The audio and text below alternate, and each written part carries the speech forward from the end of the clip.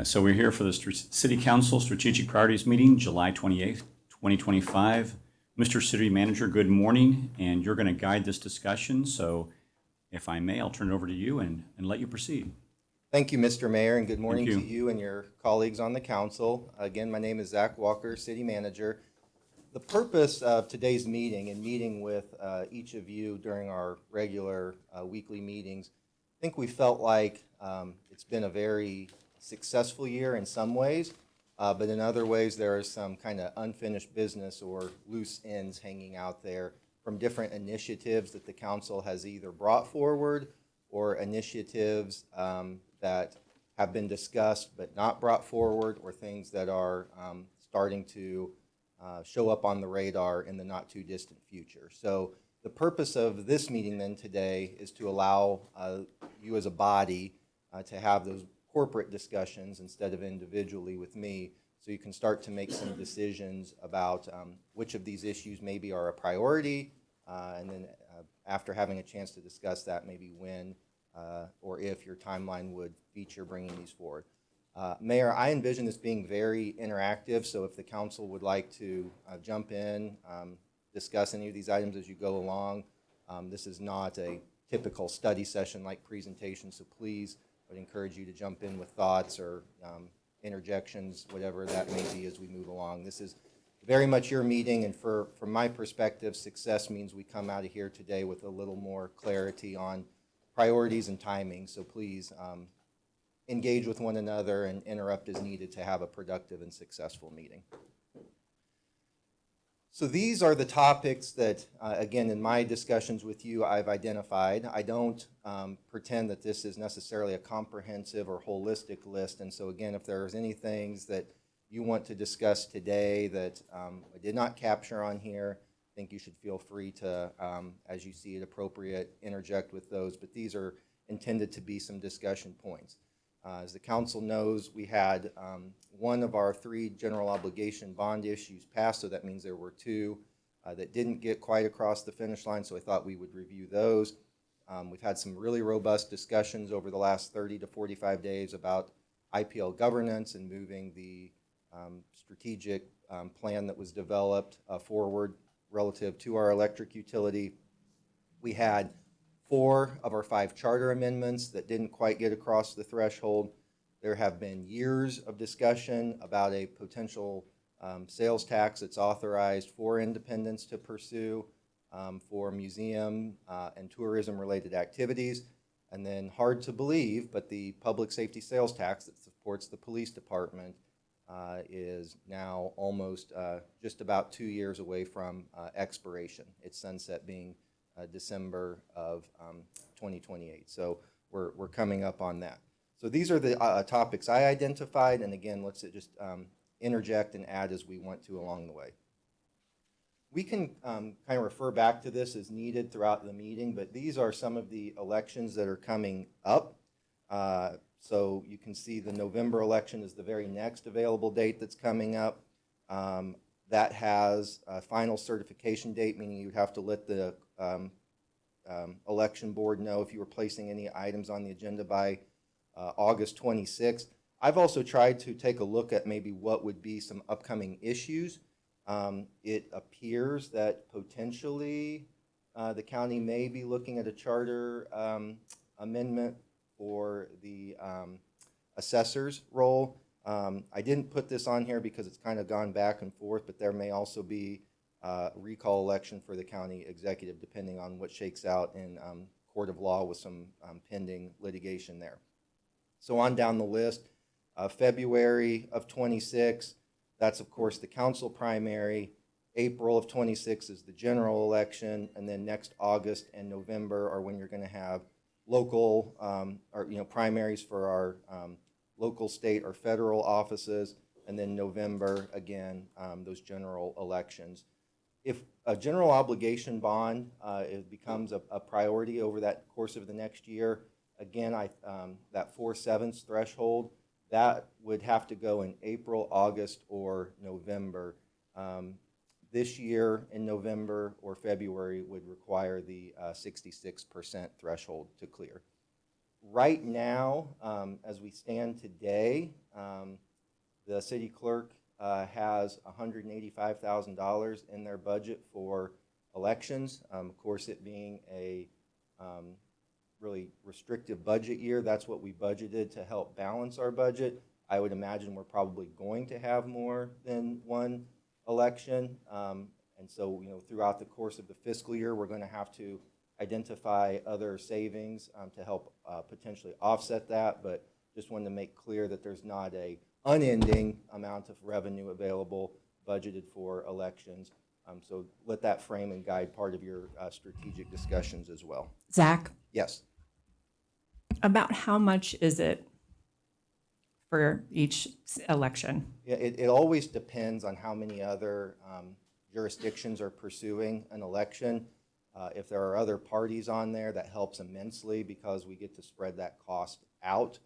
And when we're the only ones on that ballot, it becomes even more expensive.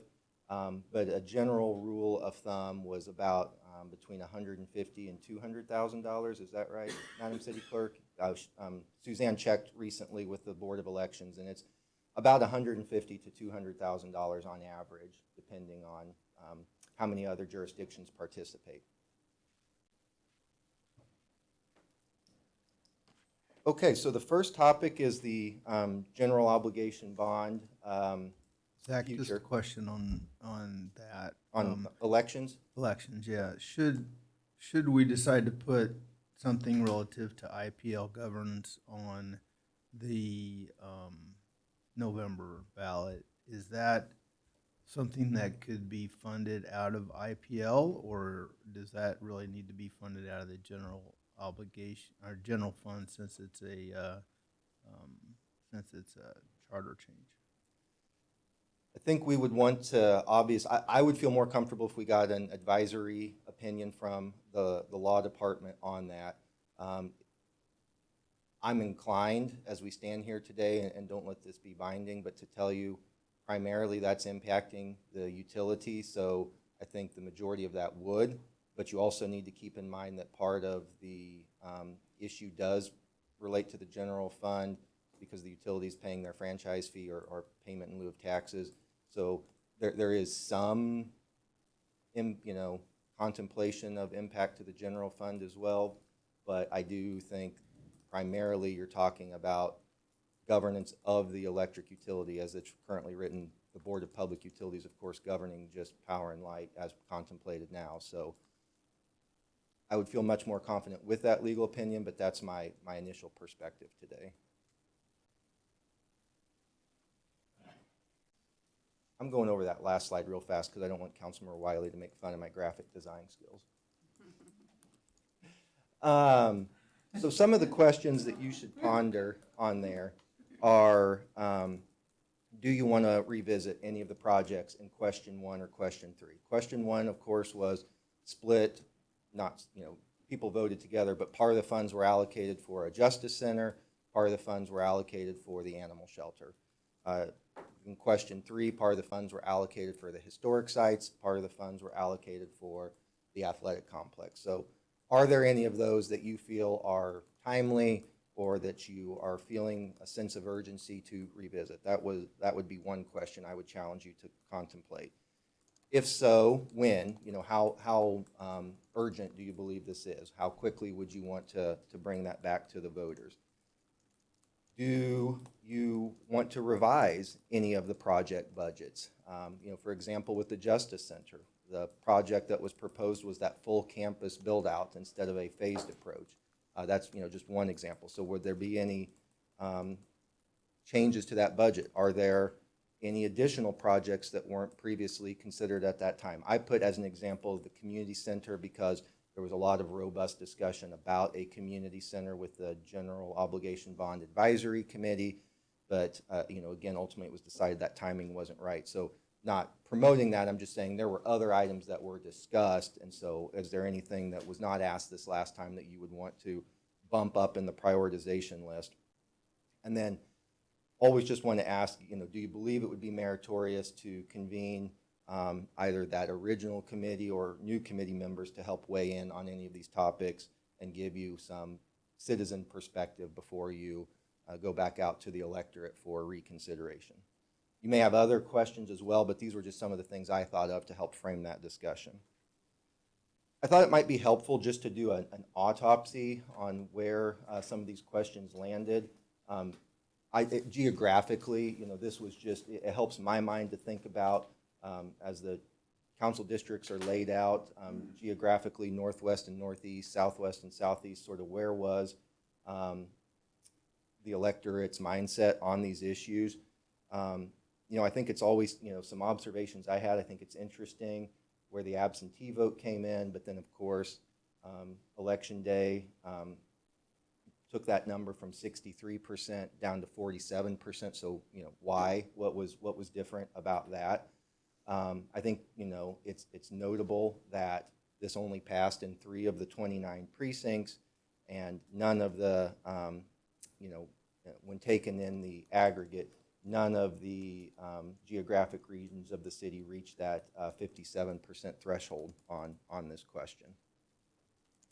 Another way to look at this is we would have, down at that very bottom right-hand corner, you would need to get an additional 2,400 yes votes for this question to have passed, assuming all else held constant.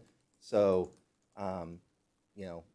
that's certainly not a small number at all, is my point with that. And again, it reached the 57% threshold in 3 of 29 precincts, and only 6 of 29 even got above 50% for your traditional majority approval. So my point here is just really that this wasn't like a razor's edge issue. This was one that I think needs some additional contemplation and consideration. So, If you kind could, of- Zach, excuse me, yes, sir. Mr. City Manager, you go back to the last slide. Yes, sir. So some of these precincts, if I'm correct, Mhm. were down in the 29 to 30 range. Yes, sir. Yes, sir. Yep, the percent, yes, so like you can see just those first 2 alone, 29.8 and 35, 37, 38, yeah, you're absolutely right, Mr. Mayor.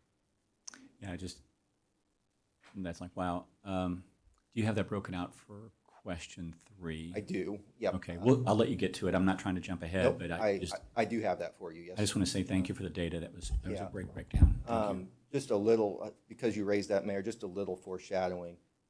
You're going to see a big difference with question 3 that I just said this probably wasn't a razor's edge question. Question 3 is, when you really drill down into some of that data. So that's my big point with this question is there were issues here. There were clearly issues here. And some of the that's a nice lead, and some of the retrospective things that I have thought of, and that perhaps you've had your own thoughts as well, but was the dollar amount too big? You're well over $120 million. Did that create issues, particularly in a tax-burdened environment that we're already in? Safety concerns. I heard that from some folks. We're physically sitting in the area that was proposed for that. The elementary school that you can see just out the window here, was that an issue that resonated with people that created issues? This is kind of my personal thought, having gone on some of the tours with the open houses that were made available to the public, but I wonder if our messaging didn't focus too much on building condition and open up questions about our trustworthiness to take care of a new building, instead of discussing this issue for maybe more than what it was, which was space allocation, space constraints, functionality. Some of the thing that jumps out, for example, would be the evidence room that's stored, evidence stacked on top of file and cabinets, and not really in a traditionally secured manner. So did we kind of focus our messaging a little off base on that? I've heard some folks ask, should we have split that question, the Justice Center and the animal shelter? Should those have been 2 different questions? And would the animal shelter question have fared better if there would have been an agreement already in place with Jackson County? That was a question that we answered a lot at those neighborhood meetings was, well, what if this doesn't pass? Then what? And I think that could have presented a mental hurdle to people of voting for something that wasn't a certain outcome yet. So those were some of the retrospective questions I had, and I'm sure you've had your chance to do autopsies as well. We had too much too fast was the other, we tried to build the Taj Mahal instead of thinking about what did you have to have versus what did you want to have. Yeah, I think that phased approach question is, so that also sets me up very well. Thank you, Councilmember McCandless. Here's my, and again, these are just recommendations. My job to provide you these well-researched recommendations, but then ultimately to step out of the way to let you decide. I do think that there's a lot coming at once out of the spigot to people. And so working with the deputy city manager and our owner's rep at Project Advocates and our architectural and engineering team, we've reworked this budget of what would it take to get just a foothold over here, I guess. So that, we're already bringing a lot of our police employees here, but to have the functionality of, so we're not bouncing across town, to have that police annex addition that would be running off to the west here, as well as our municipal court. There's still a recommendation from the project team to go ahead and do all of the grading and site work at once. There's just economies of scale that come with that. But you can see that is a substantial part of the budget, $25 million to push some dirt around and run utilities. Now, I'm oversimplifying that, but that is a significant part of the budget to do all of the site work here on this property. And then to build the courts and PD annex would be about $70 million. And then to renovate this area over here where utility billing is at right now would be about $2 million. So the all-in project budget there comes in at about $96 million, which is under that $100 million amount. All of the other stuff that was part of that full annex, our campus, is about $42 million. That's all of the support services, facilities, the firing range. We still believe as staff that there are some opportunities to work through some of these issues, like for example, with the merger this fiscal year of police and animal control, perhaps there's an opportunity for the K-9 unit to use economies of scale with the animal shelter, for example. We have not fully researched these, but I just want you to know that perhaps there are solutions that help address our facility needs without overburdening our taxpayers with some of these asks. Question, Zach. Yeah. So these costs is that with the same design that we had previously, or have they redesigned it? Good. I understand your question. I'm going to ask the deputy because she's been working closely with the design team. So the design concept, by and large, is unchanged. Again, we believe that there are things that could be done just internally in the building with the renovation portion that could scale that back some. And bear in mind that these numbers are full contingency out to 27 or 28. So they're showing the escalation over time that we're currently seeing at about 1.5% per quarter for construction. And that's included in that contingency number. To give you a gauge on that, the contingency just in the site work is roughly $5 million. So again, as Zach mentioned, there's, I think, some wiggle room in those numbers, but we're trying to show what has been demonstrated as worst case scenario to this point.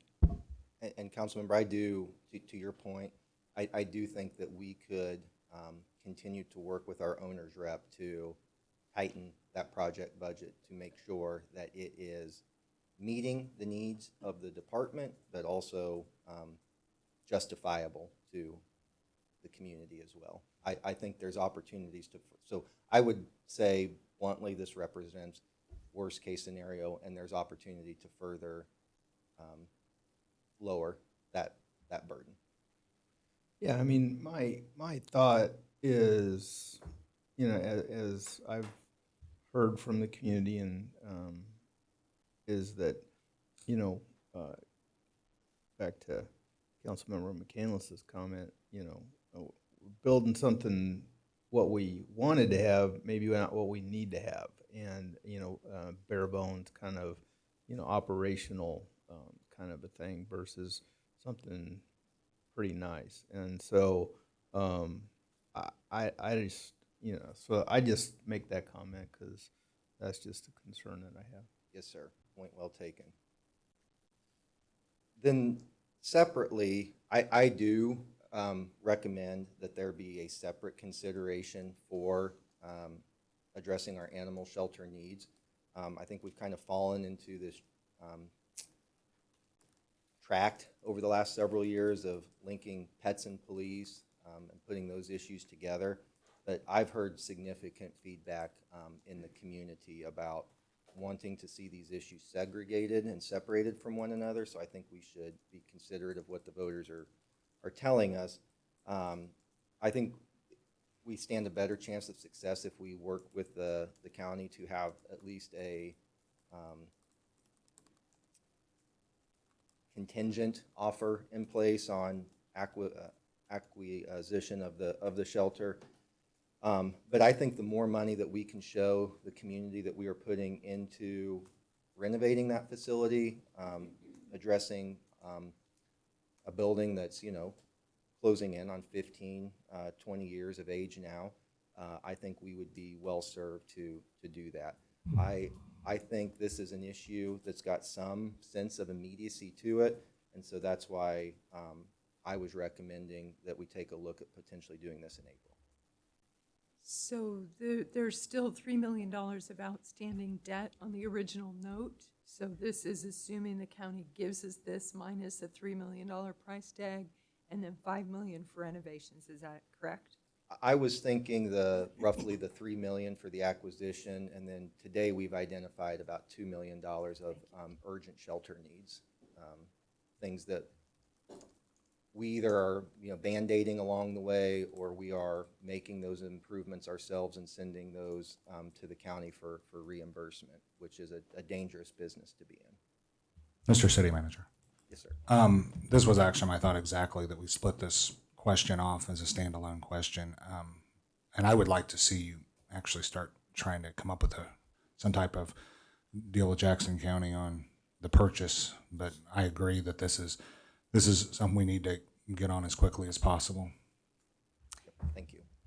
Zach, Yes, ma'am. so we do have the University of Florida coming to do a shelter audit in September. And I think there's going to be some really good recommendations that come out of that, not just the things we can do in the shelter to minimize stress for the animals and how much staffing we need, perhaps how much budget we need for the amount of animals we have. So I would like to see this really worked on for the next year, not just for the building, because I do think we need to work with Jackson County, and there's some things that need to be improved, but also a bigger solution for the shelter and how it's run. I've talked a lot about how I would like to see a nonprofit come into our shelter like we had years ago. That's my dream for our shelter. And I think the shelter audit will help in September. I think the new Animal Welfare Committee is committed to talking about this kind of stuff. And so this is a priority for me for the next year. And I think coupling it with taking some stuff to the voters is what we need to do. Mr. Mayor. Mr. Please City proceed. Manager, thank you. Along with what Councilman Wiley was saying, perhaps it's time, because we've been trying to work with the county through the proper channels and the regular channels through your office and some of the elected offices here too, to radio silence. I mean, we're operating without any type of an agreement to where they can lock the doors any time, as everyone knows. May I throw a suggestion? Perhaps another step of activity we can do is maybe form a three-person committee under Councilman Wiley's leadership, to where maybe we can do a little bit more full court press with our counterparts on the legislatures. Maybe they need to become a little bit more educated on the dire needs of of the facility over there and how, since we do not own the building, it kind of stifles almost anything that we do over there. And as we're approaching the topics of putting this out to our voters, it would give me a lot more comfortableness to know that we own that building as we're going and promoting any type of tax. So my thought is perhaps we can get a committee together, 3 of us, and we can start lining up over the next 6 to 8 months and start talking to them, educating our legislators over there about the need of this. Just throwing that out there for thoughts. So I just want to be clear so that I understand. So you're saying hold off on adding the GO bond question? No, I think we can get it done. I think it needs to be a larger systemic question and study for the shelter. Yeah, if reflecting from where I'm standing, I think what I'm hearing is there's a desire to work out this agreement with the county, which again has not been for lack of effort, but work out that agreement, be able to demonstrate to the voters that they would be funding something that is owned by the city, both, you know, acquisition and renovation of that building, but then continuing to work on a sustainable funding source to help with operations within the building. Just to add one more piece, I'll dedicate my time to the cause. So if you'd want to, however you want to coordinate and help, and we can have further sidebar conversations on how we can do that. Thank you. I just want to be sure that I understand your intent. Your intent is that we have an MOU in place with the county saying that should the city pass this bond, that they would transfer for the $3 million payoff of their debt. That would be Okay. really helpful. And in the groundwork leading up to that, I think is some work that needs to be done.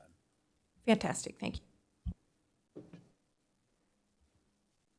And just for clarification, if I may ask Mr. City Manager and Councilmember Wiley, so you're recommending $5 million, so to pay off the debt, and the other $2 million for possible improvements, renovations, things like that, if I'm hearing you correctly. And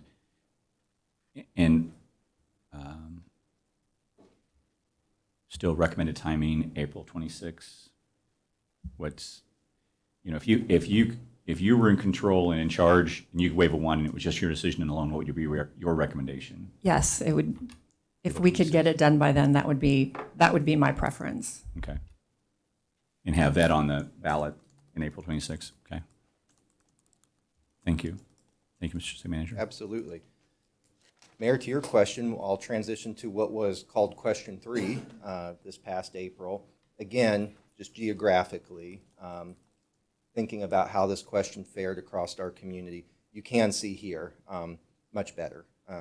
You know, the worst case scenario here was just a few points shy of 50. Now, again, we have to get to 57%, but you can see there was a lot broader support across the community than what we saw in question 1.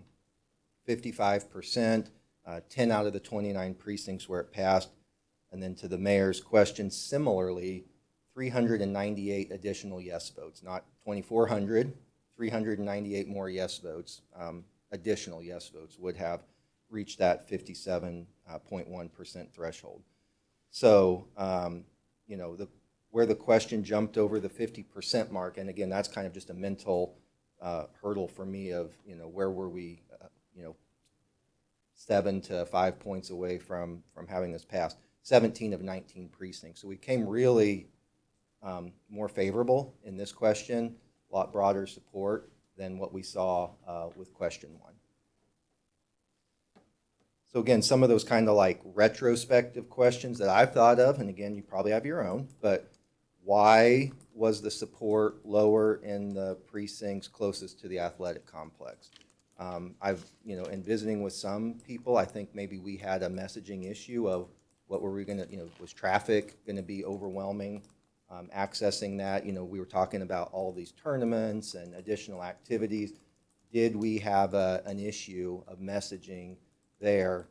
Because I think on its surface, it's like, hey, this is great. We're going to bring in all these tournaments, and this part of town is going to get a $5 million shot in the arm.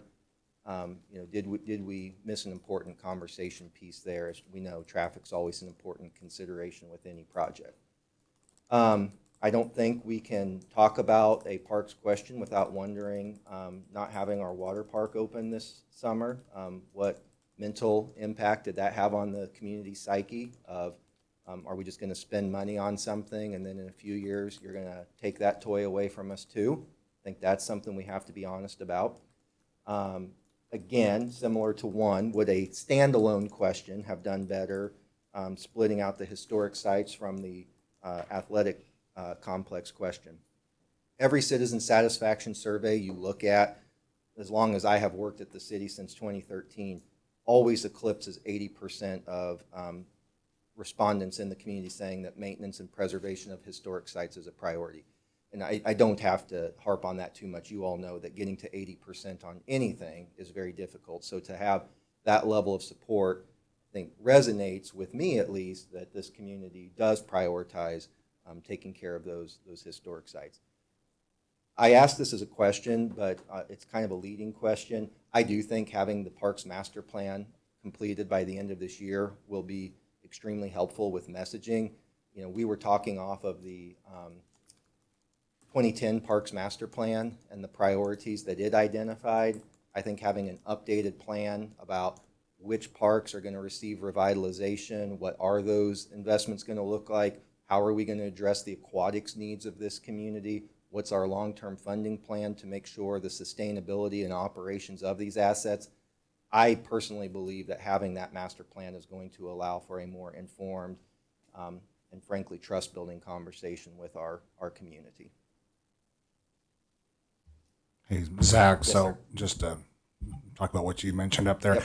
I heard from multiple people in District 2 along Salisbury that the athletic field, and they were concerned about the traffic. In fact, I remember a conversation with one person, and she stated, I support everything on there except the athletic field because they were concerned about the traffic. Yes, sir. So Yep. it was definitely an issue over there. Yes, sir. If I could follow up, Councilman Sturt, is there any other comments related to that we can help formulate to move forward? I guess I'm not understanding the question. I mean, as far as just taking it out, I mean, that definitely might help. Taking what out? The athletic portion out, field out. I mean, I like the idea of redoing it, but over there off of Salisbury, they definitely did not. Well, just to be real candid, did you walk that district to promote that? I spoke with a bunch of individuals in the district, yes. But did you walk the district to promote that? Like I said, I spoke with a bunch of different individuals in it. The district. Okay. Fair enough. So as we move forward, then again, just providing you some recommendations that again, think about this how you want. But if you're going to have a potential animal question on in April, you're already making the expense of an election.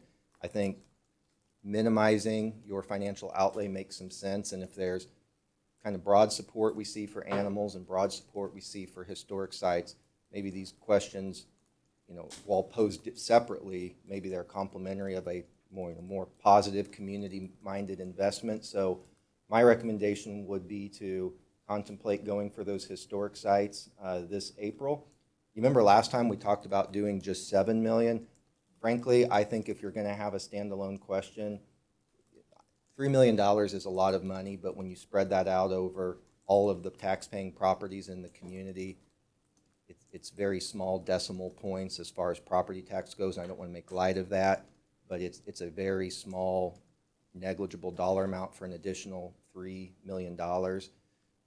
So rather than omit the original log courthouse and Fire Station 1 and what was the Trails Museum, which is now the Model Railroad Museum, these were the amounts that were originally identified. The one I'm a little reluctant on is that Railroad Museum facility because we are in the process of transferring that asset fully to that group. So, perhaps rather than include that funding for that, it's either baked in to support those other facilities, or that $1.6 million number comes off of the top. But I did want to show you what the identified facility needs for that building was. But again, April for potentially up to $10 million would be my thought.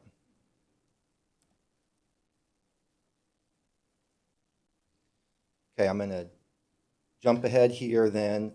Other recommendations. This is more regarding the park question. I do think we should go ahead and wait for the completion of that master plan, which will be fully presented to you in January, and then really have a robust conversation about what are the priorities. You know, where does, based on the feedback you get in the master plan, where does addressing a long-term aquatics need rank in the community's needs? Which parks are the communities prioritizing? We've also had a lot of conversation, and I fully expect the Parks Master Plan to help us identify what park assets should we be maintaining versus which maybe little green spaces have we acquired over the history of time that are a financial drain on our resources because we have to mow and maintain them, but they aren't actually programmed to be a park. For example, the Brady green space that's adjacent to the Sermon Center parking lot. So things like that that perhaps maybe we could go through our real estate and surplus property process to transfer that or sell those properties. We've had some success with that over time, as the council knows. So again, I think a more robust strategic Parks Master Plan is going to lead to a more thoughtful proposal eventually. I also would recommend getting together a Recreation Center Advisory Committee. The chairman of the GeoBond Citizens Committee, Doug Cowan, did make a kind of tongue-in-cheek remark at a meeting once and said, we're not the Rec Center Advisory Committee. I do think you need one of those. I think there's some questions about where should a facility like this be located, what kind of amenities would be inside of that facility, what kind of cost is the community willing to bear? And these are really important questions, and they were really robust discussion points in the Citizens Advisory Committee for the bond. And I think for any kind of long-term rec center question to have a chance of success, these are questions that the community is going to want to have answers to, and who better to ask than your community. So I think this issue's got a longer time until it's ready to go, and that's why I'm proposing putting off a parks question until April, at least April of 2027. Hey, Zach. Yes, sir. Can you talk about, I know there's a state law where we can use the hotel tax to operate it. We would, but we'd also need a question for that as well, wouldn't we? You would. So right now, we charge in our transient guest tax 6.5%. The cap under state law is 7%. So this past legislative session, our legislative delegation worked to secure the General Assembly's approval of an increase in that amount, the ability to ask for an increase in that amount, specifically for operation of a community center. So that additional amount could be a revenue stream to help with the ongoing operation of a rec center, which again kind of gets back to that facilities question that we've rightfully earned of, okay, you build it, but are you going to take care of it? And Right. that could be a revenue stream to help with that. Well, I think we need to consider putting a question on to allow us to do that before we even consider doing this. That's a good thought. I feel like we may have some fatigue if we stack these. So personally, I think you would do so much better if you had a 2-year runway on this question and did it in April of 28. That would be like a normal time for voting. We wouldn't have to necessarily have, okay, so it's a council election time, so that's one consideration, but you could put it perhaps in November of 28. I think that it is important to think of the feel of the community, and the more often you ask, the more likely people are finally going to just say, I've had enough, even if there are things that they value. So the other thing is, putting artificial timelines that are compressed is harder. It's harder to do that messaging in such a short amount of time. So there's no reason you couldn't have a longer runway. So that's my opinion.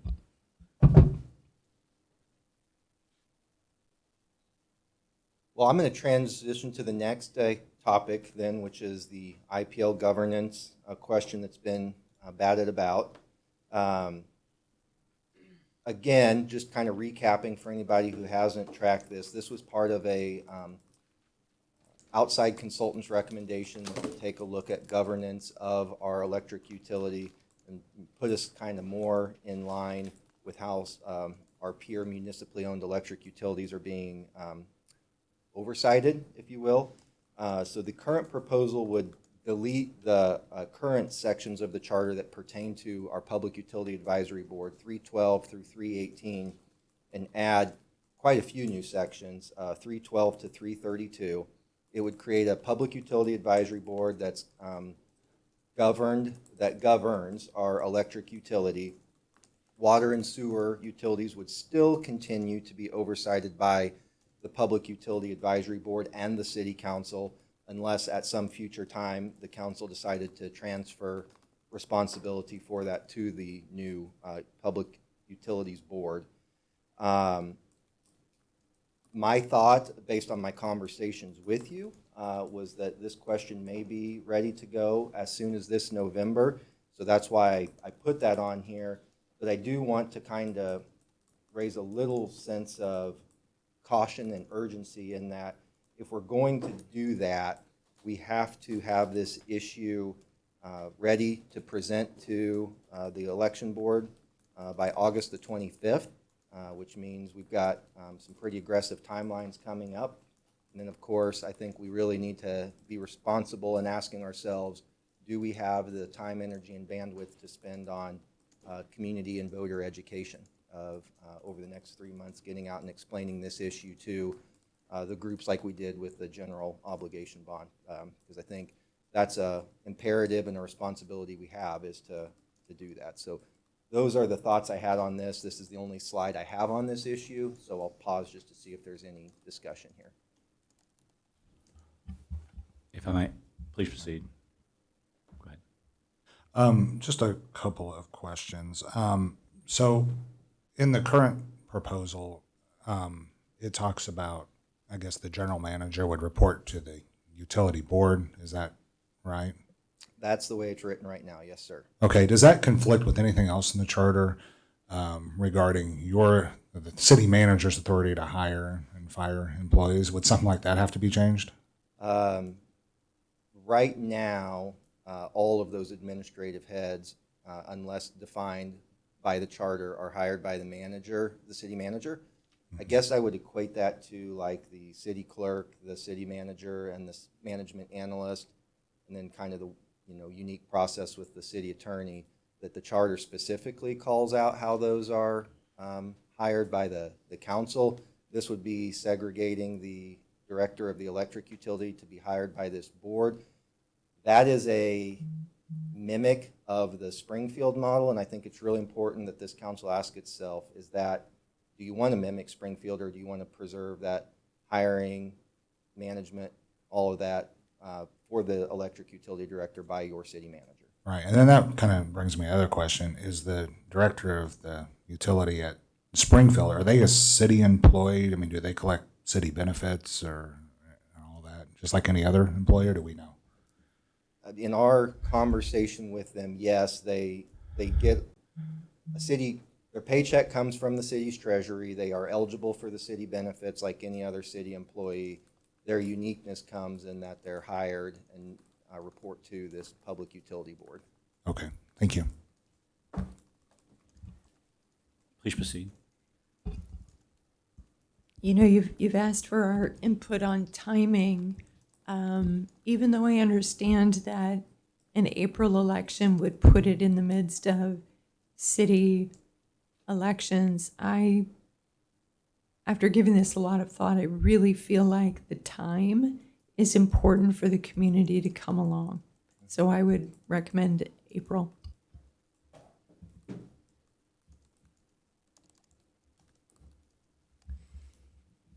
Mr. Mayor. Please proceed. So as I've thought about this, my concern with the November timeframe, although I think from a from a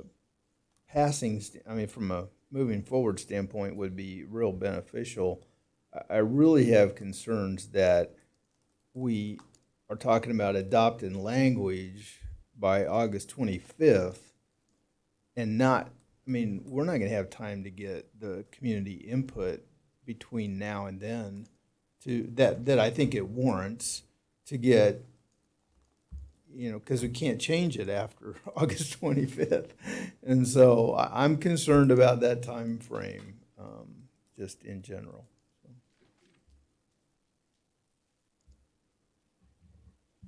And Madam Counselor, I asked a question, I think, at the study session here.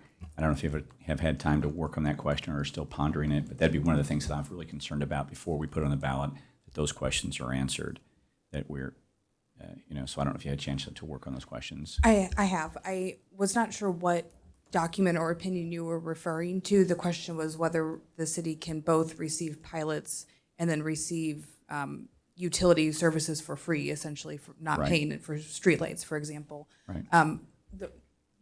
I do not believe that's in conflict with each other, but I would be happy to review any other opinion that's been provided to the city on that topic. Okay. Yeah, and I'm going to defer, if I may, Mr. City Manager, to ask our utility director to. So historically, the city has had some real questions about. The city's had some real questions about that, with regards to making sure those funds are IPL funds or IPL funds, and city funds are city funds. And so, and I know you're not an attorney, but legally, what have been the guardrails that you've followed and have guided you in that time frame over the last, ever since you've been here, and the history of IPL and the city?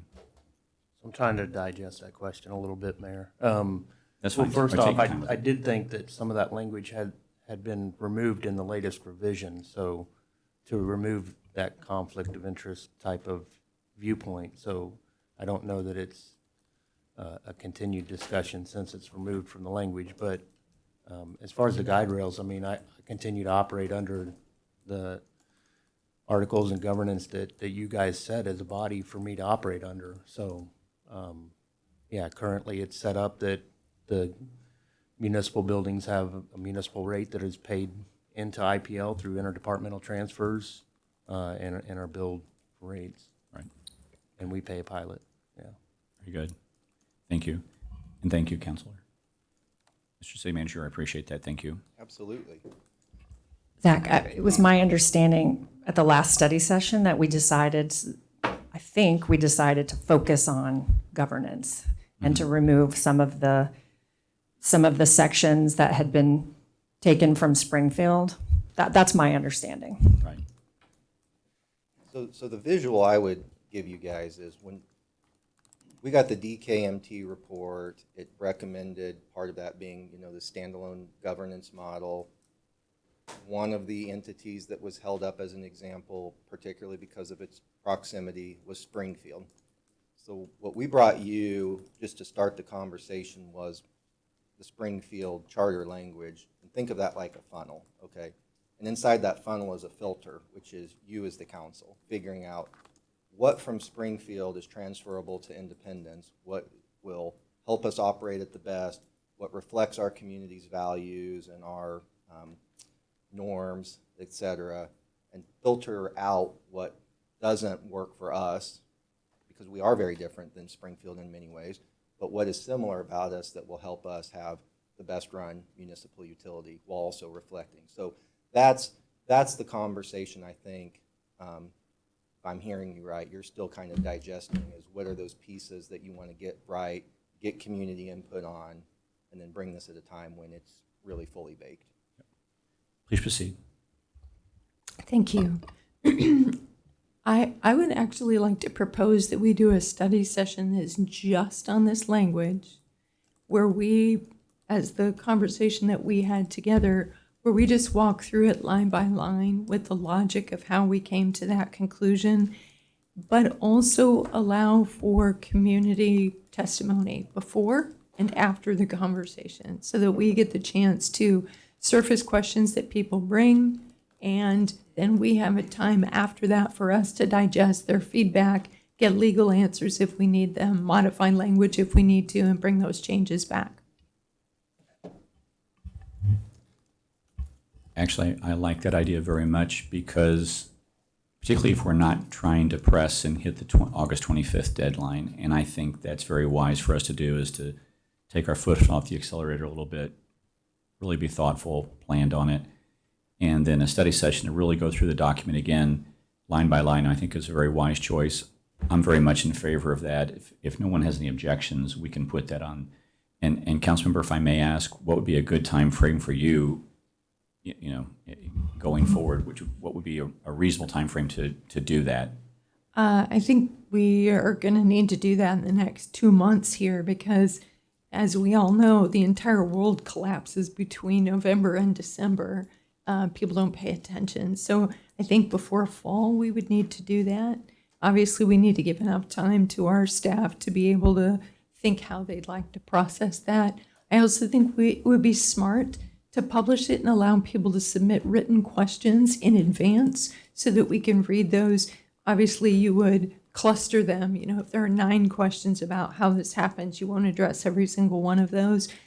Perhaps you have staff take a crack at that, but also that the council gets to see every question so that there's no worries from the community that they were cherry-picked. Mr. Mayor, Please proceed.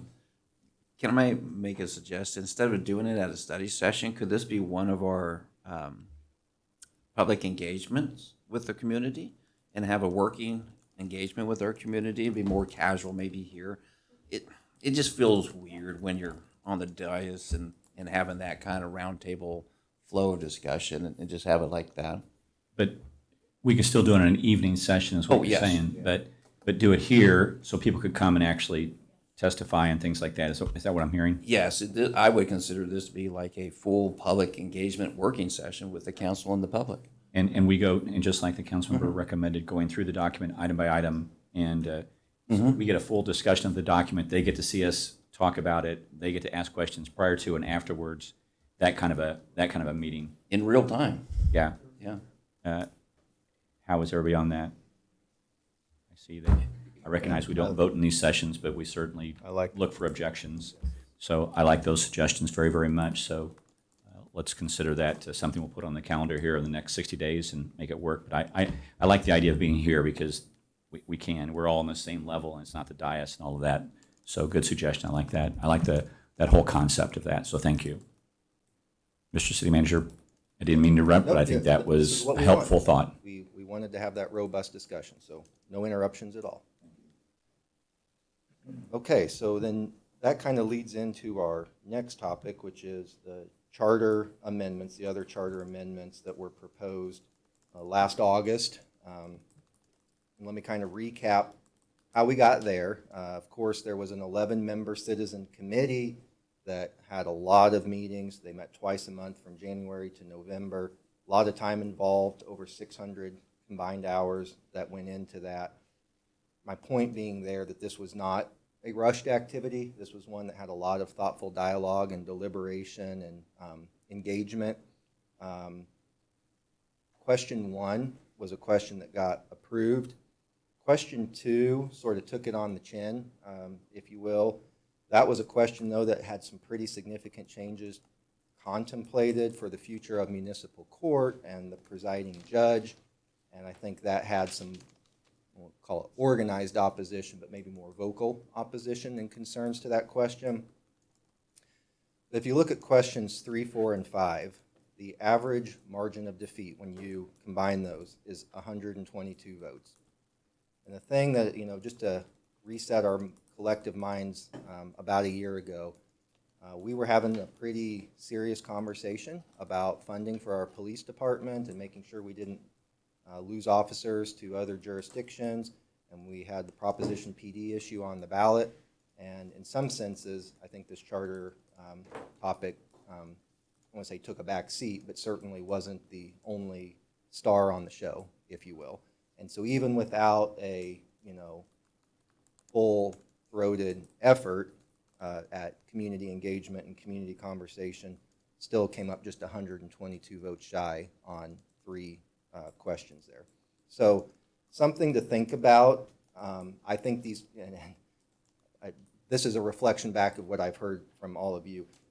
Maybe rewriting these questions in a way to try to simplify them, if we need to break them out a little bit, whatever that might be. But I think that could help the community conversation. If there is strong concern with the court and the judge provisions, maybe you retract that, but keep the other portions of question 2, which involved, change something as benign as changing the name of the management analyst to internal auditor so that you better convey what that position does. Changing the rules on records retention to match state law.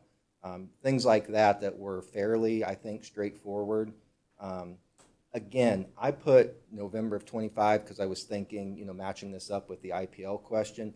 These were just to spark conversation. So I guess my thought here would be more maybe pair this when you decide to bring your governance question forward, pairing this with this so you're having a charter conversation with the community was the thought process I brought forward to you here.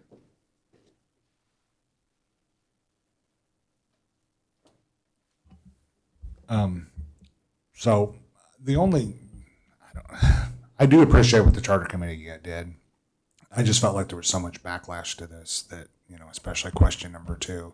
I don't have much interest in putting the questions back on.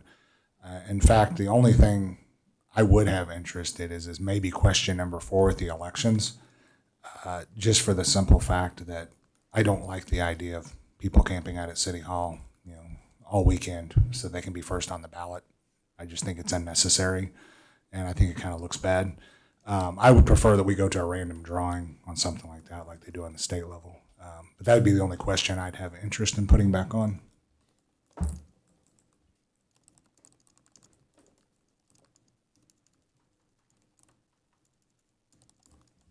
Please proceed. So having spent many hours reviewing their recommendations and reading the charter multiple times, most of these items are cleanup items. They aren't structural items, other than the one that Bryce brought up. I don't know that there is any urgency at all to do any of this. We're already a year from the last vote, so your charter review is coming up in 6 years.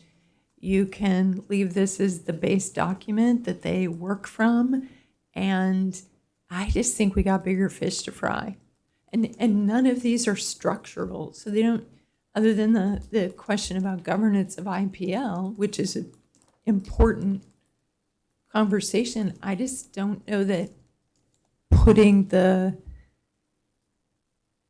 weight of the council to do the work, because it's a lot of work, and I don't know that it buys us anything.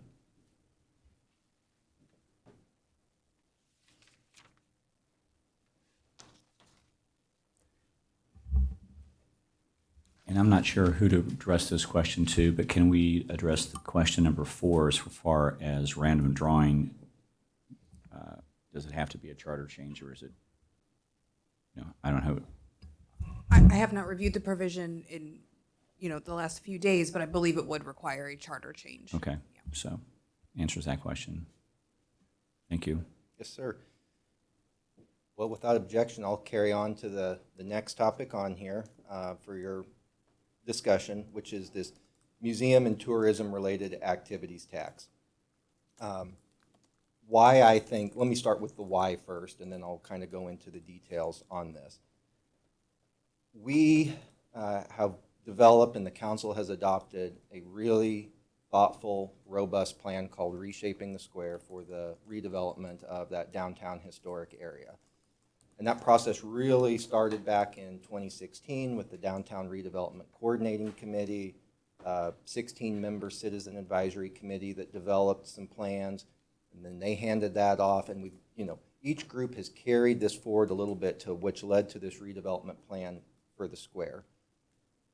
Part of that also dovetails, though, with this Frontier Trails Museum, which of course was moved out of the building it was in and relocated, which was told to the community on a temporary basis in the Truman Memorial Building. From that document, something that I think is, I've highlighted and underlined the parts that I think are important, but talking about the lot that's currently City Hall and the police department. And of course, City Hall relocating by the end of this year. Most of the functions of the police department relocating to this property we're in right now by February of 26. There's going to be a lot of vacancy in that area. And this plan contemplated that we were committing to moving that out and creating a more economically robust opportunity for that tract of land on the square. The plan talked about bringing some of the most exciting developments to that area since the inception of the square.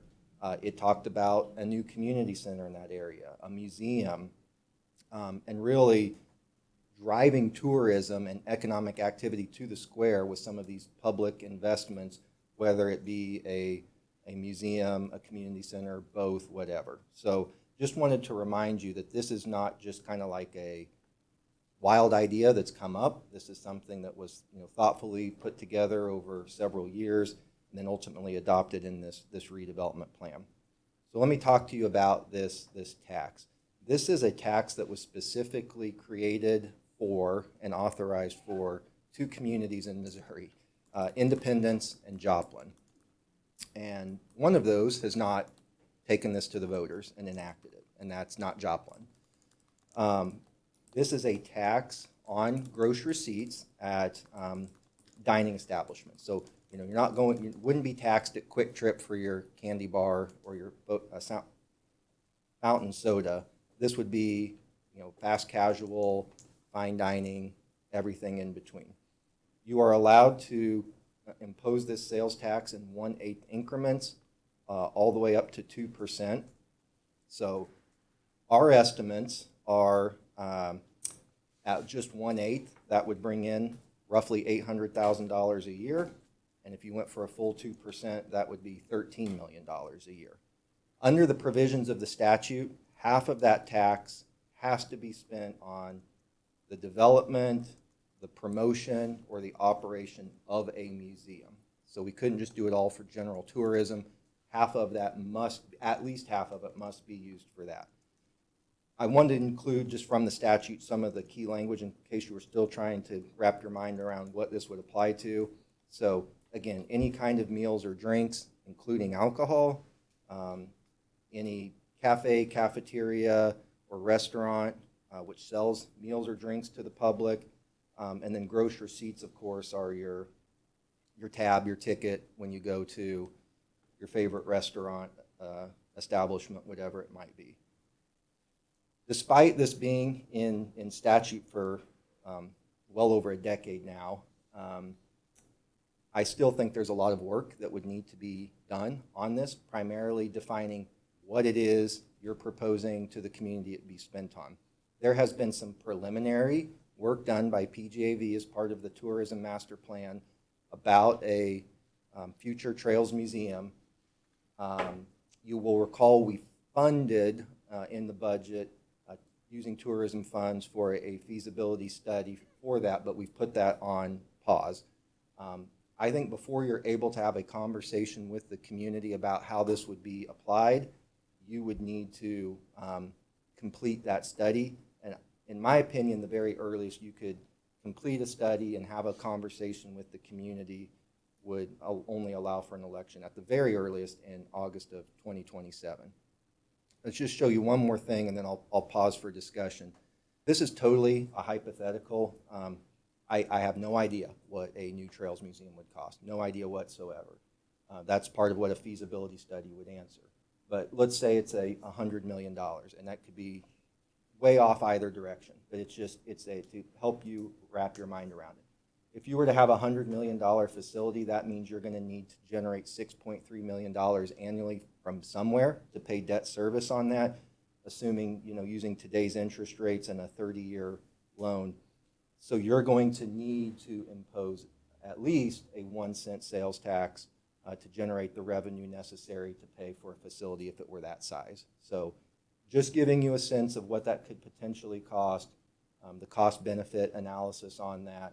Again, it's an issue that's been sitting out there for a while, but there's just, in terms of prioritization, this has taken a back seat. But since today's purpose is to talk about some of those lingering issues, wanted to get it on your radar and give you all the collective chance to decide if this is a priority even in the long term, or if this is something that we still keep on the back burner. Just for clarity, the 6.3 million is just the debt service. That is not operations, reinvestment in the building. That is just the debt service. Correct. Okay. I'm a no. Mr. Mayor. Please proceed. Zach, I should probably know this a little bit more in depth than I do, but I don't. Okta, is there any kind of partnerships or cost shares you could possibly see with that national organization? Or would they even entertain such an idea? So for the benefit of common operating knowledge, I shared in my weekly report to you, last week I had a chance to meet with the executive director of Okta and several of their board members. Really, really exciting conversation, but my sense is that is a group that's very passionate and knowledgeable, but not one that has a tremendous amount of financial resources at their disposal. So I'm not sure, without some more research, I don't think it's abundantly evident that they would have the capacity to financially participate in this. Fair enough. Thank you. Please proceed. That came off glib. What I'm saying is a 1 cent sales tax would not allow us to operate this. So either we would have to reduce the size and scope of this in order to reduce the debt service in order for us to be able to operate this wisely. The other consideration, I'm on the Truman Library Board. Museum visitation across the entire country never recovered from COVID. So it's down 15% across the country. Truman is just back to its COVID numbers. So it hasn't, even though we've done a $30 million renovation, we have advertised the heck out of this, and we have a national draw, we're still just back to COVID visitation. So I just think that the world of museums is in flux, and I don't know that it's settled out well enough for me to be able to make a decision on this kind of investment. Thank you.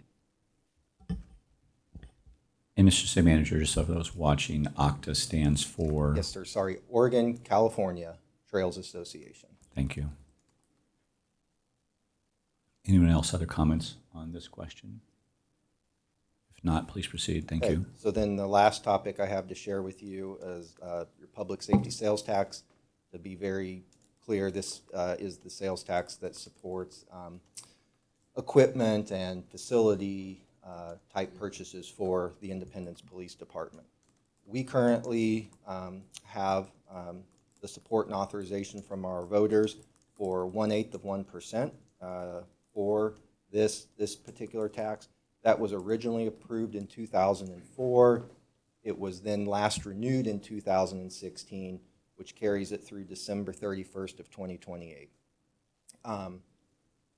I put on here that question received 67% approval when it was ran in 2016, but I do think I'd be remiss if I didn't share that this question ran concurrently in November of 2015, same day as the World Series parade. The fire sales tax was renewed that day and the police sales tax was not. And so this question had to be run a second time. And then, of course, like I said, it got 67%, but I do want to just give some historical perspective that this did not get renewed on its first time out. We'll leave it to the historians to opine on why. The budget for 2026 is bringing in about $3.3 million for this, and this funds a whole host of needs for the department. Vehicle replacement, mobile data terminals inside of the cars, the in-car radios, the handheld radios, and many other equipment needs.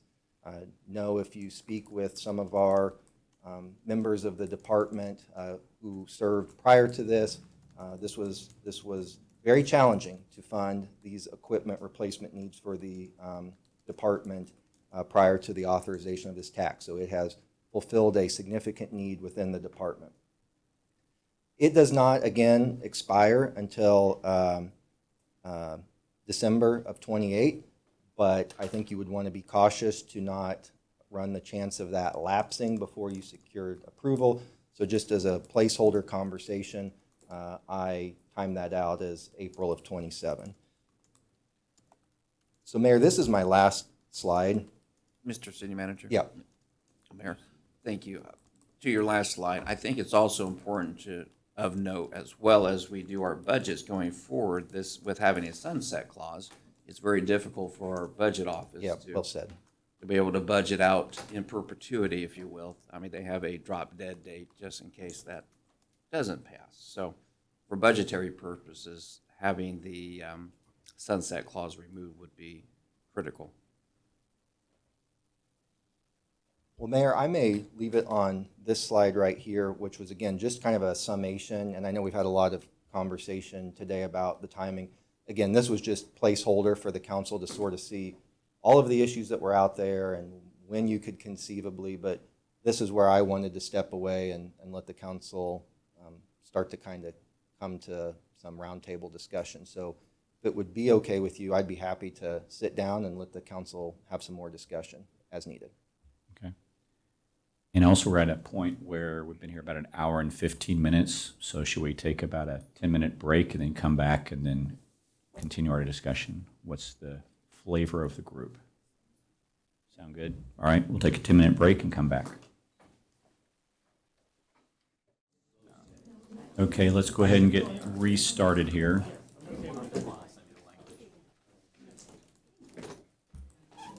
And so when we started the discussion, there were basically 5 questions before us as a body. The GO bond, the IPL governance, charter amendments, museum and tourism tax, and public safety sales tax. Since we only had 10 minutes to look at what we would do, I asked the Mayor Pro Tem his thoughts, and we came down to these 3, but I'm certain open to suggestions. Is take these 3 in the first order is IPL governance, that we would talk about that first and kind of chalk it off the list.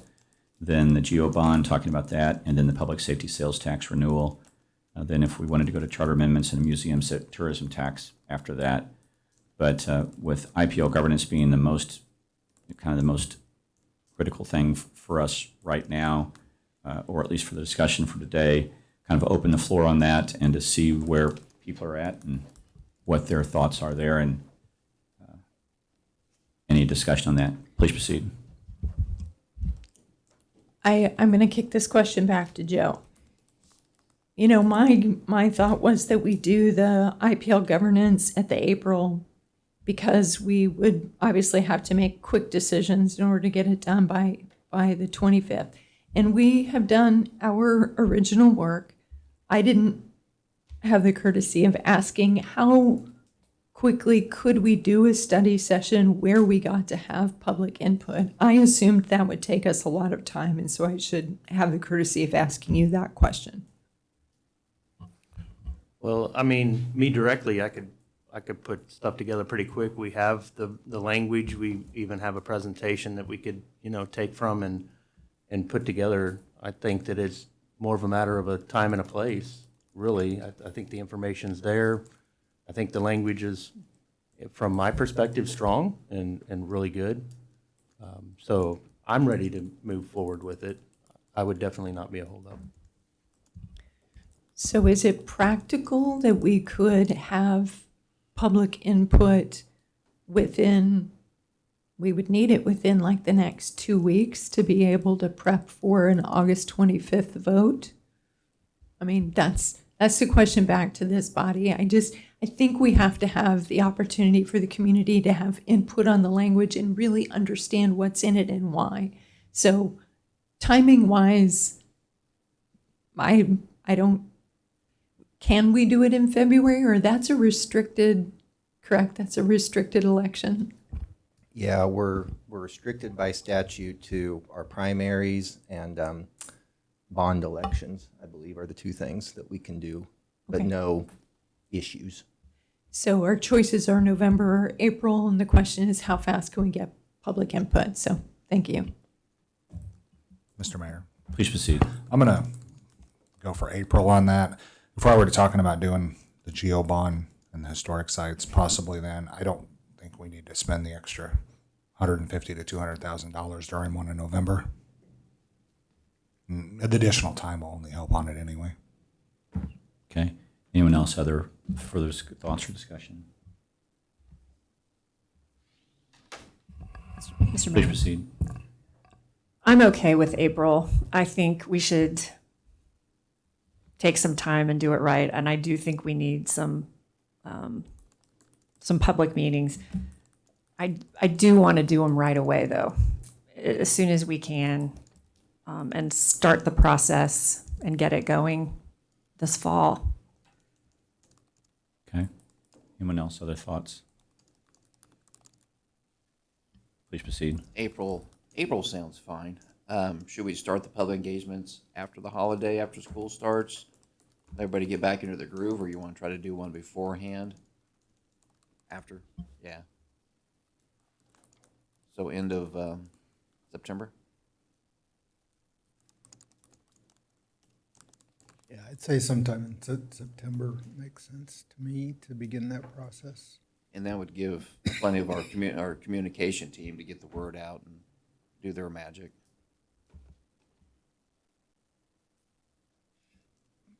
Okay. So we're looking at end of April to look at it and do the type of meeting that was described earlier here, open discussion, allow a lot of feedback, things like that. Okay. Just a Anyone else? related comment on that, and that is that if we are considering other alternatives or other questions on the April ballot, and we're going to the effort to have those community engagement sessions, and you know, with give and take and conversation, I mean, it seems to me like it makes sense to get any input on those other questions as well at the same time.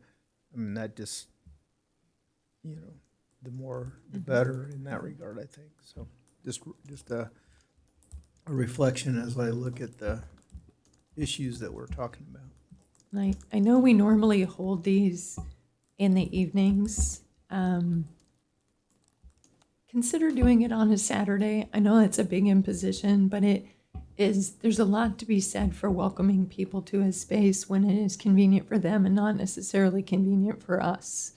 I know it's a real pain for the staff. I'm sorry about that, but I just think you might get a very different group of people who can come on a Saturday than can come in the evening or during business hours. I would suggest that we do two. Is that what you're suggesting? Have one, I would say at least two to help accommodate that, and that would give more opportunity for folks and to digest maybe one of the work products, and we can use the work product from one to the other. Yeah, I agree. I think, you know, when we did the rental ready questions, you know, we did a couple of those. One was an evening one was a Saturday one, and you know, they were attended about the same, but you got a whole different group of people. So I'm hearing conduct these meetings end of September, one on Saturday, one during the middle of the week, to allow people to have the opportunity, and then the format that we talked about earlier, have it here and have people have the opportunity to express their opinions prior to and after the meeting, that when we go through the line item of the document that we're talking about. Is that a fair summation? Anyone else on IPL governance? Going once, going twice. Okay. Takes us up to GeoBond, and we're open for discussion. Any thoughts or ideas on that?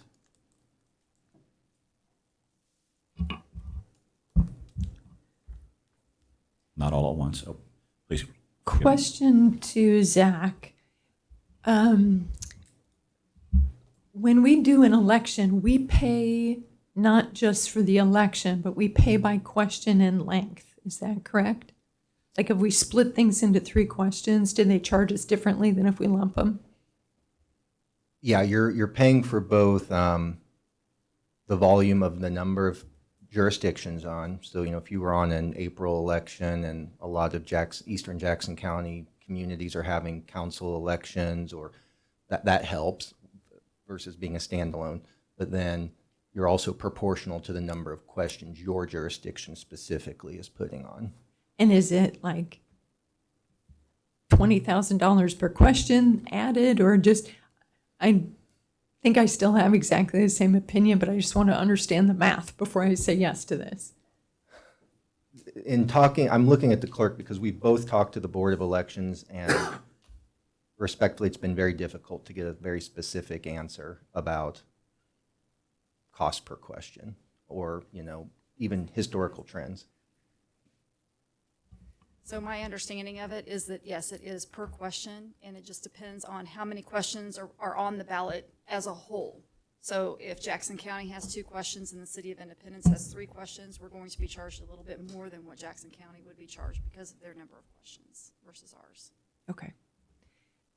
I still think I like splitting things out. I think it helps with clarity for the person who's making the vote. And I think you may have different constituencies who are willing to come out for one and not another. I think it feels clearer and more approachable for the voters. So I like the idea of historic being by itself. And after I talked against the tourism sales tax, honestly, it makes sense that you would do those 2 things together, because the same people coming to vote for historic sites are the ones who are going to come out and vote for a sales tax. So just to muddy the waters, I throw that out there. Mr. Mayor. Please proceed. So I'll throw this question out for the bond, GEO bond. Do we want to do a committee again for that, a citizen advisory committee or citizen work group committee regarding that? Ma'am? I think they gave you incredibly valuable input, and they brought such a variety and depth of perspectives that they made us better and smarter. So I say yes. Same size? I guess now we're getting in the weeds a little bit. Same size, or is that for a conversation at another time? Any thoughts? Personally, I think it's part of your discussion. Yeah. Correct. Because you're building a timeline here. And Right. Mr. Mayor, Please proceed. can we re-up the last group?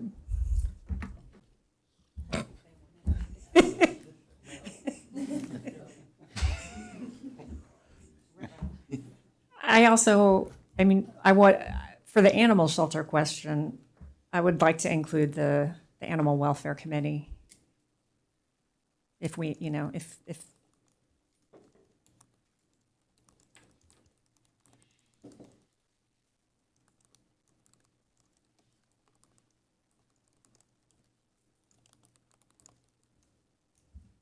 Anyone else, other thoughts? Please So for proceed. clarification, or for the GEO bond, are we looking at Justice Center and public safety, or Justice Center only? First portion of that, kind of throwing that out for conversation here. Mr. Mayor, may I? Please. This is perspective only, and again, I'm just trying to give the body some feedback. I personally think this historic sites question is right there. I think it's ready. Okay. Voter support, citizen engagement support has always been very strong in terms of maintenance and preservation of historic sites. I'm yet to find a citizen satisfaction survey where that didn't crack somewhere between 80 to 90% support for that. you saw, even with a parks question tagged on, 398 votes away from approving that. I think there's a sense of urgency with those in terms of their structural survivability. So I think that should be prioritized. I think there's still some questions to be worked through with the Justice Center, refining the budget with that. We do have, I think, maybe a little bit more of a sense of urgency to get this public safety sales tax issue addressed. And somebody earlier today mentioned that term voter fatigue. I mean, we have had a marijuana sales tax, the Prop PD, Prop P twice. The Justice Center went before, at some point has respectfully, has police been up there a few too many times? And do you want to prioritize renewing the existing sales tax over creating a new property tax? Mr. Mayor? Please proceed. So I have a question. Okay, so I'm in agreement that we don't, no consideration of rerunning the failed charter amendments. And if we move the IPL governance amendment to April, that's 3 additional questions. And then each each district will have their own council, well, except at large. No, it's at large and mayor. So that's all the districts. So how many questions will be on that ballot? Is that 7? For this coming April? If it was if they were all put on April. You'd have a mayor question Oh, or 3. issue. So 6. The at-large, kind of consider that 1, and then any of those, depending Okay, on how so you break those out. Okay.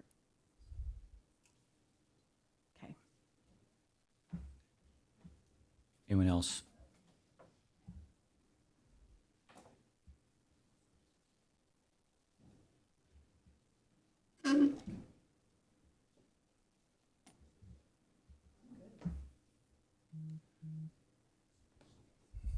Anybody else, other thoughts?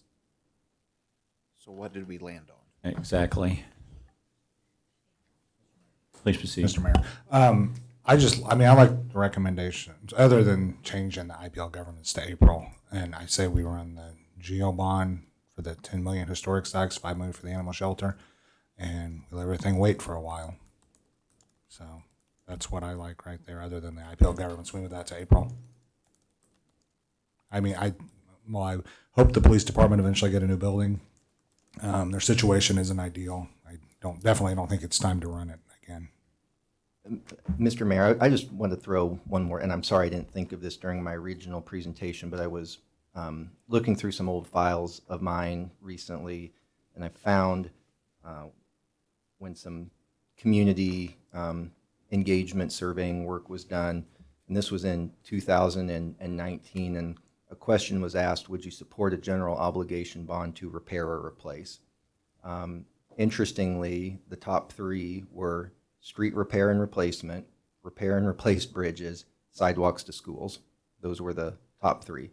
At the very bottom of the list, new police headquarters and support functions, 31%, and that was the lowest of all of the options that were given to folks. So I just say that to say that I think we're consistently seeing that there are some continued issues that need to be, and I agree with Councilmember Stewart that, you always have to look in the current context of the environment you're in as well. So I think that only further complicates this historical uphill climb this has had. Mr. Mayor, Please proceed. on that note, I don't know what's going to happen with the county and the tax assessments, but I knocked on a lot of doors for the GEO bond and talked to a lot of people.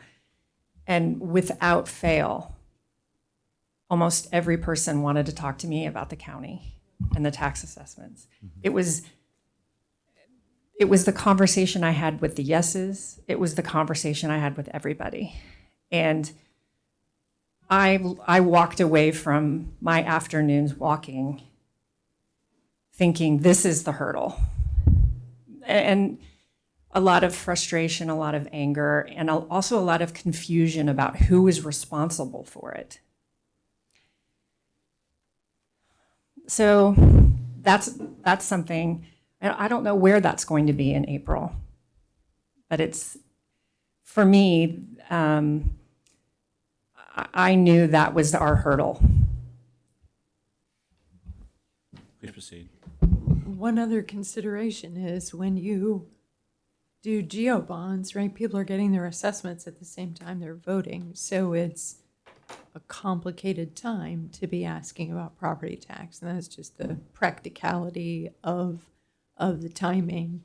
It may be that we have a new county executive by then, or we have removed a county executive by then, but the problem may not be solved yet because they're still putting the question of an elected assessor that still don't know when that's going to occur.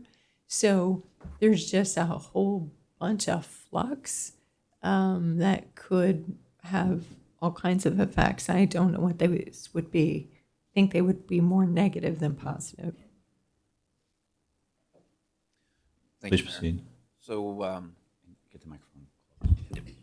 so question one was very much a more difficult one to get across, just because of the dollar amount. And you're right, the county, when talking to folks and hitting the doors, it was still the same kind of confusion and level of being upset as it was when I was running the district race. There was a lot of confusion and people upset at that time, and that still carried over quite a bit. With the question three, it was more palatable because even though some of the targeted individuals that we were looking at were older, but yet their kids or grandkids were very much involved in sports and very much involved in our park system. So there was a little bit more understanding there. If we do with our Justice Center, I believe we're going to have to retool our messaging 60% of retooling our messaging to show that our department is absolutely outgrowing the needs as we're moving into the future to handle the calls for service and the sophistication our Justice Department will need going into the future. So that messaging will definitely need to be changed. But the county is such a flux of problems of conversation. Mr. Mayor, Please proceed. so tax assessments come out every 2 years, right? So next year there won't be an assessment. And then the bills come out in November, so.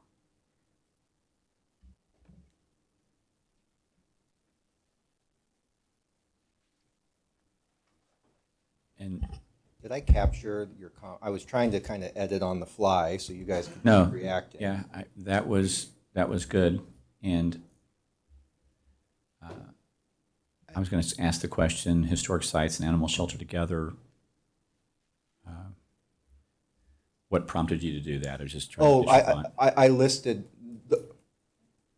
I listed those both as questions, but to run Okay. separately. But just because it seemed like there was broader support for those, and historically has been broader support for those two specifically.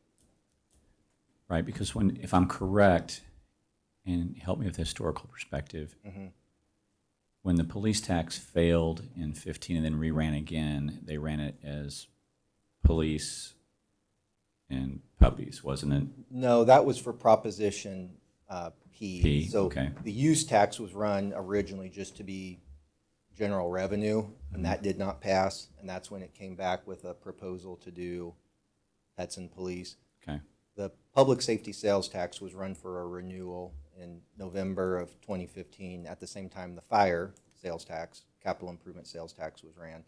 And that particular election day, fire question passed and police did not. And that's when the police question was brought back for reconsideration for renewal that following April of 16.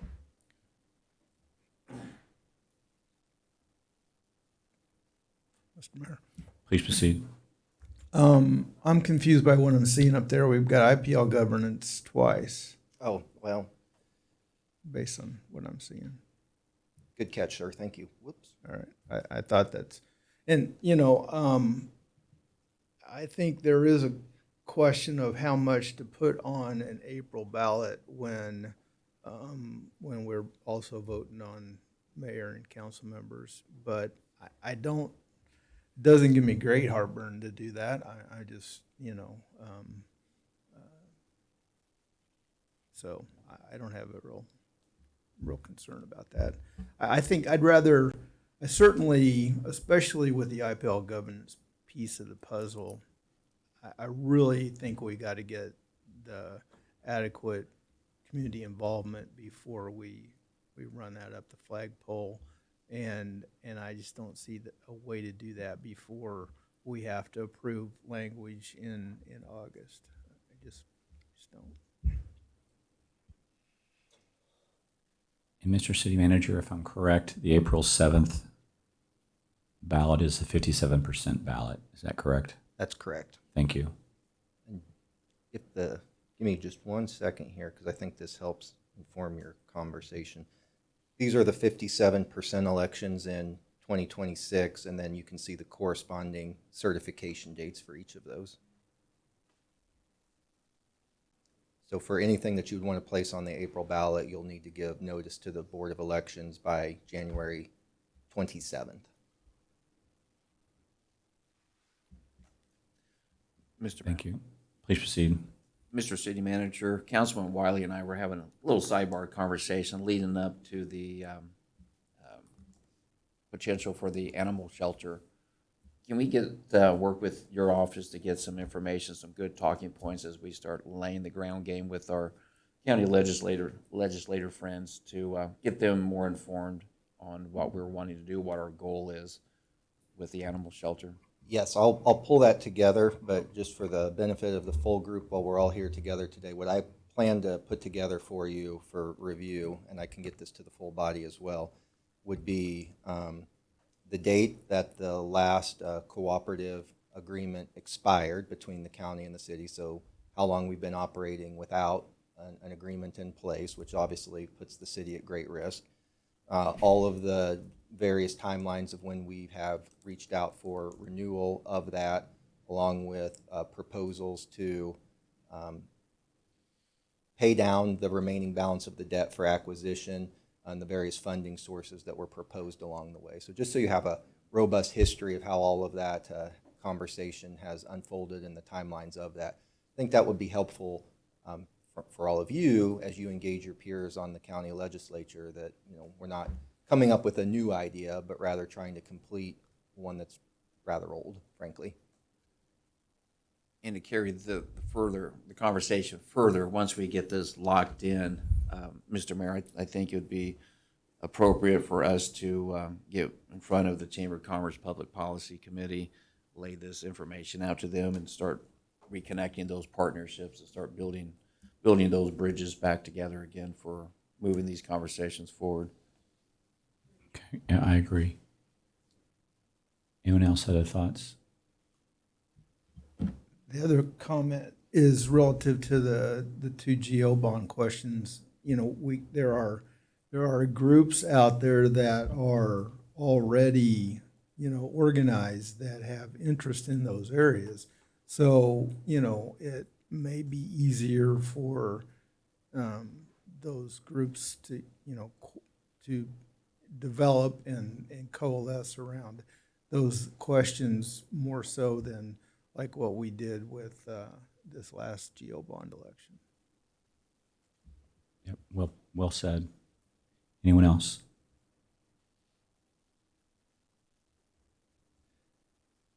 So to recap, and Mr. City Manager, I'm going to defer to you because you've been listening to this and see what you've heard from our discussion, so I don't step off or go through the guardrails on this. All right, what I have heard is we're gonna let the heat dome pass and get through our Santa Calagon Day festivities, and then at the end of September, the council's gonna have at least 2 meetings, preferably maybe a weekday evening and then a Saturday, to have robust community input about a governance amendment for Independence Power and Light. And think that's a two-way conversation, making clear what the community's expectations and willingness for support on different items are, but as well as making sure there's clarity, since we've gone through several iterations, about what would be in a proposed amendment, and then work to get that on a, all the necessary steps to make the ordinance calling for the election by the end of January, to get that on the April ballot. And then similarly, working to get these two GO bond issues polished, the historic sites and the animal shelter. Councilmember Wiley, I think, raises a good point to utilize your Animal Welfare Committee, particularly for the animal shelter. At least Councilmember Perkins and Councilmember Wiley will work to try to press the county through a subcommittee of the council so that we can get an agreement at least drafted, if not fully in place, and then work to similarly get those questions on the ballot for April.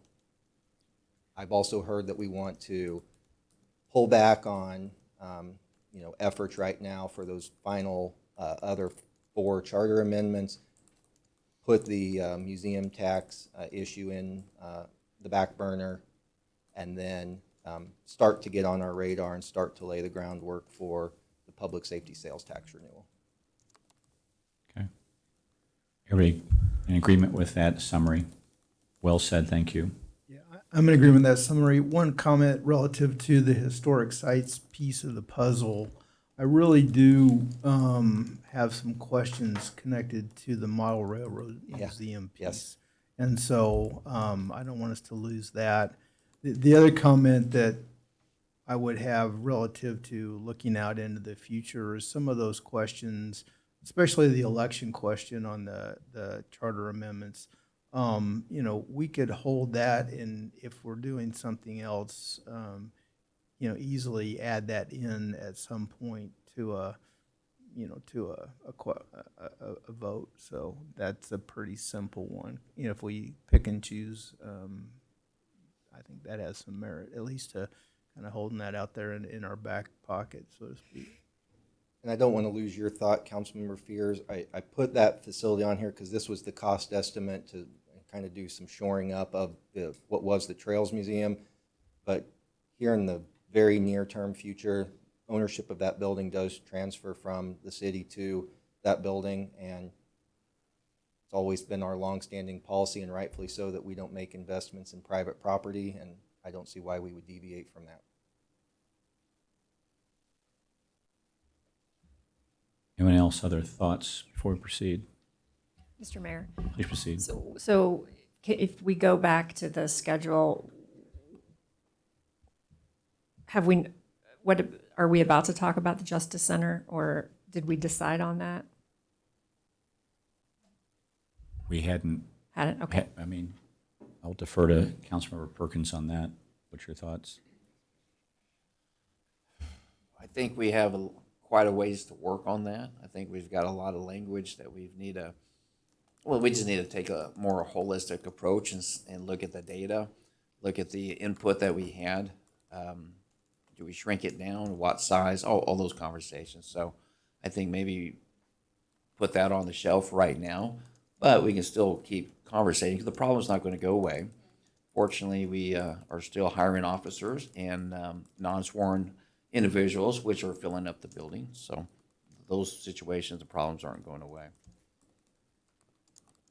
I think in that regard, it kind of would behoove us to ask the city manager and staff to go back to the drawing board and rethink how we might, if there's any other way, outside the box kind of ideas that we might solve the detention and municipal court questions in some other way or something. I'm not sure. I don't have any ideas on that. I just, if you were able to do that with those two items, then that kind of creates that whole space up on the square to be able to look at alternatives with. And so I don't know what that might be. I have no real thoughts about that other than that's something worth maybe looking at and considering. Just as you said that, Councilmember Fears, one thing the council may consider then, I think we've had very good luck in the past with utilizing citizen input committees. Obviously, I think you're right that staff has a responsibility to do that technical work, but I think we also need to engage our community and ask, what are they willing to support? I think we're very lucky that we've got even a lot of our retired men and women who served in that department and have some firsthand knowledge in this community that are still very engaged and would be willing to help with their time to serve, you know, as representatives on that committee as well. And I think we work through a committee process to bring a recommendation that, because, yeah, I mean, just to be very direct about it, this issue has a lot of challenges with it. And I think the more we can sand those and bring something that is broadly supported, then it's going to have a better chance of success long term.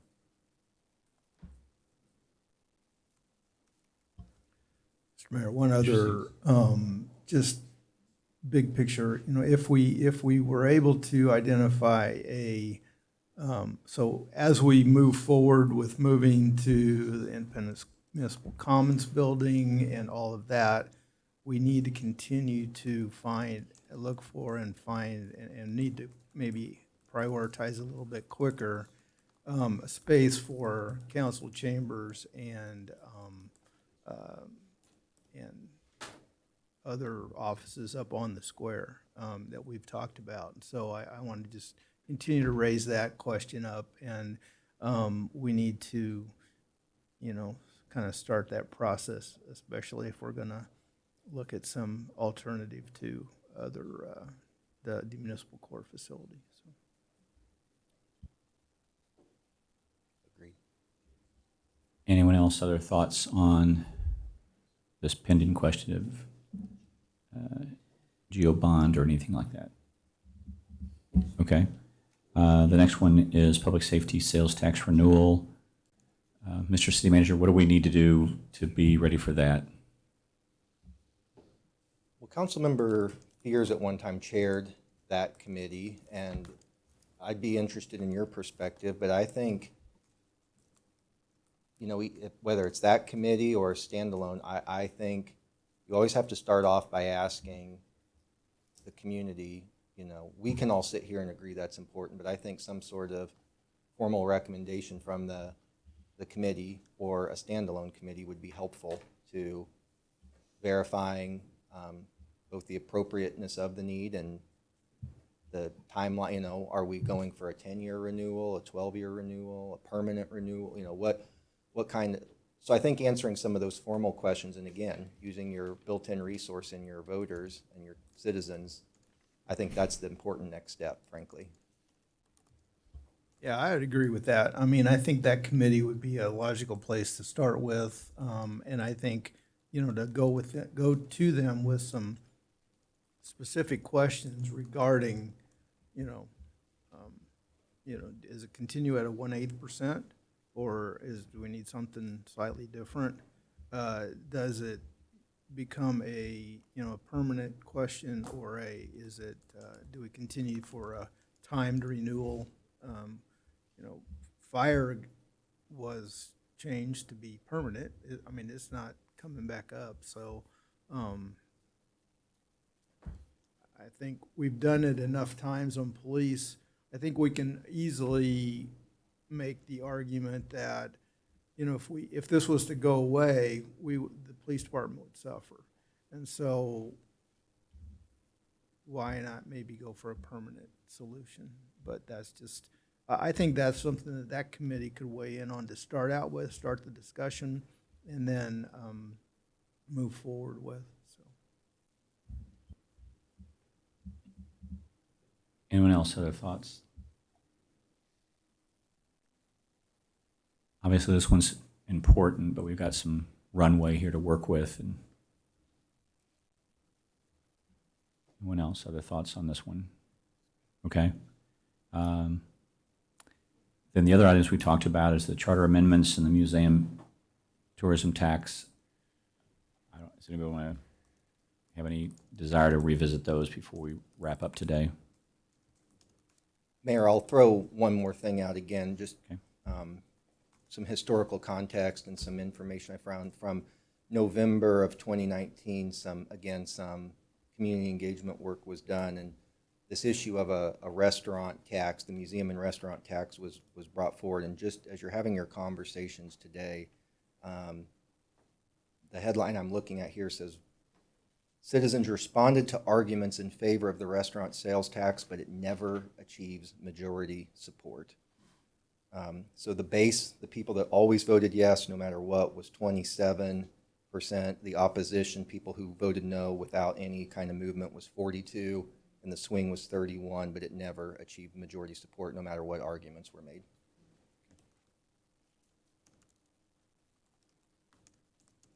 Any other thoughts before we wrap up? Any other thoughts? Mr. City Manager, any thoughts from you before we wrap up today? This has been extremely helpful. Good. It's one thing to have the one-on-ones, but to be able to get a group conversation, I think we now have a sense of where the council's priorities lie, and we can start to bring forward those action items you've formulated and start to move these issues forward on the timeline that you've identified. So thank you. Yep, no, thank you. Thank you, everyone, and with that, we will call this meeting adjourned. Thank you.